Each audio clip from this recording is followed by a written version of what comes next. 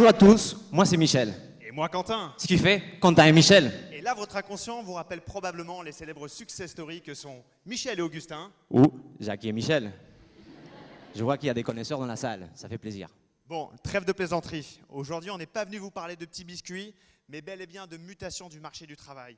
Et on est venu illustrer ce changement en vous partageant notre histoire, celle de deux indépendants qui ont décidé de s'affranchir de tous les codes du salariat, c'est-à-dire la fin notamment d'un respect ô combien incommensurable de la hiérarchie et de la fin des process. Bref, vous allez voir, on a tout pour réussir. Comme vous avez pu remarquer, j'ai un petit accent. Cet accent, ce n'est pas un accent toulousain prononcé, et encore moins un accent ch'ti. Je suis né en Colombie, dans le pays de Pablo Escobar pour les fans de Netflix et des clichés. J'ai vécu en Uruguay et en Argentine, évidemment en pleine crise économique. Et ensuite, je me suis dit pourquoi pas partir en Inde, un des pays les plus pauvres au monde. Bref, j'avais tout pour réussir. Bah moi, contrairement à Michel, j'ai pas fait le tour du monde, mais je connais très bien les plus grandes métropoles françaises et ses plus belles régions, le Larzac, le Cantal et évidemment l'Île-de-France où j'y ai fait toute ma scolarité. Mais n'étant pas très bon élève, eh bien j'ai intégré le plus mauvais lycée parisien et probablement l'un des plus mauvais lycées français en termes de réussite au bac. Bref, comme Michel, j'avais tout pour réussir. Deux histoires sans lien apparent, mais qui finalement se ressemblent à un endroit très précis. Une frustration à l'école. Comme Quentin, moi j'ai pas été très bon élève à l'école. D'ailleurs, j'ai failli redoubler à plusieurs reprises. Je m'en souviens encore, mon directeur, à l'époque, me dire que j'avais pas les compétences nécessaires pour réussir, que j'étais pas au niveau, et qui me conseillait fortement de redoubler.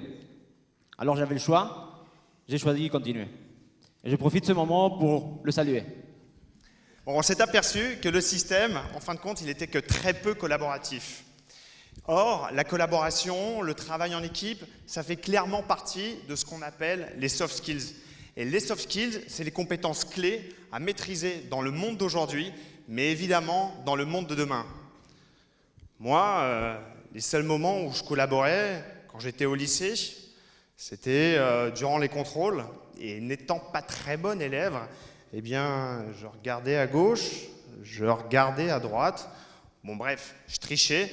De temps en temps, ça marchait, puis de temps en temps, j'avais zéro. Moi, j'adorais collaborer à l'école. Alors, c'était que pendant les récrés et les cours de sport où il fallait faire des équipes pour jouer au foot. Alors là, on collaborait. Bizarrement, à l'époque, on me comparait avec Messi. Je ne sais pas pourquoi. Bon, on s'est aperçu qu'il y avait une vraie inadéquation entre la production de savoir et le marché du travail.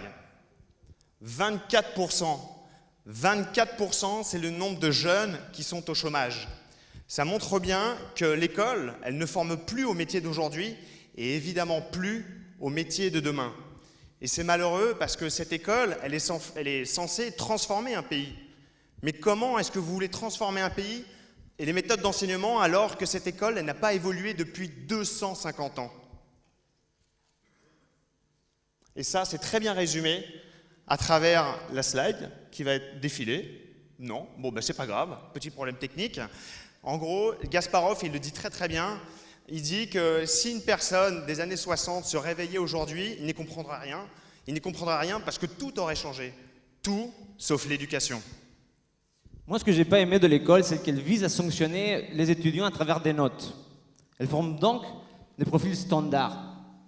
Ce que nous, on appelle les clones, qui vont débarquer dans le monde du travail, incapables de s'insurger contre la hiérarchie, leur boss, leur process. Heureusement, il y a un changement qui est en train de s'opérer, mais il est lent, très lent, même trop lent. Cette frustration à l'école est devenue ma source de motivation au quotidien. Je voulais montrer aux autres que j'étais capable de faire ce qu'eux ignoraient. J'avais une seule envie. Créer mon entreprise, prendre mes propres choix, être mon propre patron et ne pas suivre ou même subir les décisions des grands patrons, des grands groupes. Alors ce chemin a commencé après l'école, là où j'ai choisi de suivre gestion d'entreprise. Là où les autres étaient par défaut, moi c'était ma vocation. Ensuite, j'ai fait une première expérience en Inde Et pour finir, j'ai décidé d'intégrer le Master 2 Innovation et Management des nouvelles technologies, là où j'ai eu l'honneur et le plaisir de rencontrer Quentin Jambrozic. Et là, la connivence, elle a tout de suite sauté aux yeux. Bien que nous venions, Michel et moi, d'horizons totalement différents, on avait un objectif commun, celui de devenir indépendant. Mais pour devenir indépendant, il fallait encore une fois s'affranchir des dernières contraintes universitaires, c'est-à-dire valider notre stage. Et de notre stage, on se souvient de beaucoup de choses, à commencer par l'entreprise, le nom de l'entreprise où nous étions employés à l'époque, et les postes que nous occupions. Michel, il était chef de projet dans le secteur de la data, et moi j'étais chef de projet, et excusez du peu, à la direction de l'innovation. Bon, en arrivant, je me suis tout de suite aperçu que c'était très pyramidal, très normé et très processé. Mais la chance que j'ai eue, c'est que j'avais un tuteur qui m'a vraiment fait monter en compétence sur le sujet des nouvelles méthodologies, des nouvelles technologies et de ce qu'on appelle notamment le management et les soft skills. Mais ma frustration, elle venait principalement que pour chaque projet, il fallait avoir l'accord du N+1, du N+2, du N+3, du N+4, du N+5, bref, de quasiment toute l'entreprise. Et donc, tous les projets prenaient beaucoup de temps. Et c'est bien ça, en fin de compte, le problème de ce type d'entreprises qui sont issues du modèle Fordiste. Elles appliquent ce qu'on appelle le One Best Way. Ça sous-entend qu'il n'y a évidemment qu'une seule bonne démarche, la bonne. Ce qui laisse que très peu de place à votre créativité. Et en fin de compte, les entreprises, qu'est-ce qu'elles font? Elles essayent de faire pérenniser l'existant. En fin de compte, une entreprise, elle fait toujours comme elle a toujours fait. Oui, normal, elle a toujours fait comme ça. Après notre stage, on s'est tout de suite aperçu qu'on n'était pas fait pour la vie de salariat. On s'est retrouvés les deux à se poser la même question au même moment. On savait qu'on voulait créer quelque chose ensemble, mais on ne savait pas quel chemin prendre. Du coup, à l'époque, tous les chemins étaient bons à tester. On a commencé par un très simple, trouver des projets en France et les faire outsourcer à l'international, là où nous, on avait tous les contacts nécessaires pour mener à bien un projet de bout en bout. En Inde, en Espagne, au Mexique, en Colombie, en Uruguay, en Argentine, bref, partout. Du coup, on a commencé à créer des profils aussi divers que variés dans toutes les plateformes qu'on connaissait. Un jour, on était designer, l'autre jour, on était développeur, le troisième jour, on était peintre, ensuite, on était les trois en même temps. Bref, on a créé plein de profils dans toutes les plateformes qu'on connaissait, Malte, Upwork, Upwork, freelance.com, bref, partout. Et à vrai dire, ça n'a pas du tout fonctionné. Non. On a eu un premier entretien, un deuxième entretien, un troisième entretien, et notamment un entretien qui était très marrant et aussi qui nous a marqué, celui de Monsieur Tournesol. Alors évidemment, Monsieur Tournesol, c'est un pseudonyme qu'on lui a donné parce qu'il avait un côté un peu savant fou, comme Trifon dans la BD de Tintin. Et donc ce Monsieur Tournesol, il contacte Michel sur l'une des plateformes. Et dès la lecture du message, je me suis aperçu et je me suis dit, il y a anguille sous roche. Mais Michel, débordant d'enthousiasme comme à son habitude et qui m'a encouragé, allez, Quentin, on y va. Du coup, qu'est-ce qu'on a fait? On y est allé. Ça a pris 2 heures de train et on est arrivé dans un bled un petit peu paumé, rue des Petits Oiseaux. Et il nous a accueillis dans son garage qui était selon lui un haut lieu de l'innovation. Bon, il y avait simplement une connexion Internet filaire et une imprimante. Et à mon avis, il avait tronqué son tam-tam et son tatou contre un smartphone depuis très peu de temps. Bon, on parle avec lui parce qu'il était sympathique. Et en fin de compte, on s'aperçoit qu'il a un besoin qui est très classique. C'est avoir une meilleure visibilité sur les réseaux sociaux et construire une stratégie commerciale très claire. Donc on continue cette conversation et à la fin, évidemment, on rentre chez nous. Ça prend 2 heures. Et avec Michel, on se regarde et on se dit, mais qu'est-ce qu'on fout là, quoi? Qu'est-ce qu'on fout là? On pourrait totalement allouer notre temps dans des tâches à plus forte valeur ajoutée et surtout à des tâches qu'on aimerait vraiment faire. Et du coup, on s'est dit, il faut pivoter et c'est ce qu'on a fait. Du coup, on a complètement changé de stratégie. On s'est dit, pourquoi essayer de vendre d'autres personnes alors qu'on ne s'est même pas vendu nous-mêmes? Du coup, on crée 2 profils spécialisés dans les nouvelles technologies et les nouvelles méthodologies. Et c'est là que... Banco! Ça a super bien marché. On a été contacté pour animer un workshop dans le secteur des nouvelles technologies. Et comme ça s'est bien passé, il nous a rappelé une fois, une deuxième fois, et demain, qui sait, peut-être une 4e, une 5e ou une 6e fois. Cette mission était vraiment très intéressante. mais aussi très courtes, ce qui ne nous permettait pas d'avoir finalement une stabilité financière. Et à la fin de chaque mois, on se retrouvait à payer un loyer et à galérer de nouveau. À vrai dire, on a eu pas mal de chance parce que très peu de temps après, une nouvelle personne nous contacte. Surtout nous rencontrer. La mission, acculturer une grosse entreprise aux nouvelles technologies et nouvelles méthodologies. Du coup, nous, comme on aime bien faire de manière très classique, de manière très processée et faire toujours comme on a toujours fait, on s'est pointé à deux alors qu'il attendait une seule personne. Et à vrai dire, il a vraiment kiffé cette démarche. Il cherchait une personne différente, il en a eu deux. Et pour vous illustrer, voilà la photo de notre premier jour. On nous a demandé de se présenter dans les réseaux sociaux de l'entreprise, Yammer, où tout le monde se présente de manière très classique. Nous, on s'est présenté comme ça. C'est vrai qu'une photo comme ça, normalement, je pense que vous utilisez tous les réseaux sociaux et il y a beaucoup d'informations. Et en règle générale, vous lisez les articles qui vous plaisent le plus ou les photos qui peuvent éventuellement sortir des habitudes, je dirais des traditions. Et dans notre entreprise dans laquelle nous étions, je peux vous assurer que ça a un peu cassé les codes. Et l'avantage, c'est que ça nous a permis en fait d'être identifiés. Et on a gagné beaucoup de temps.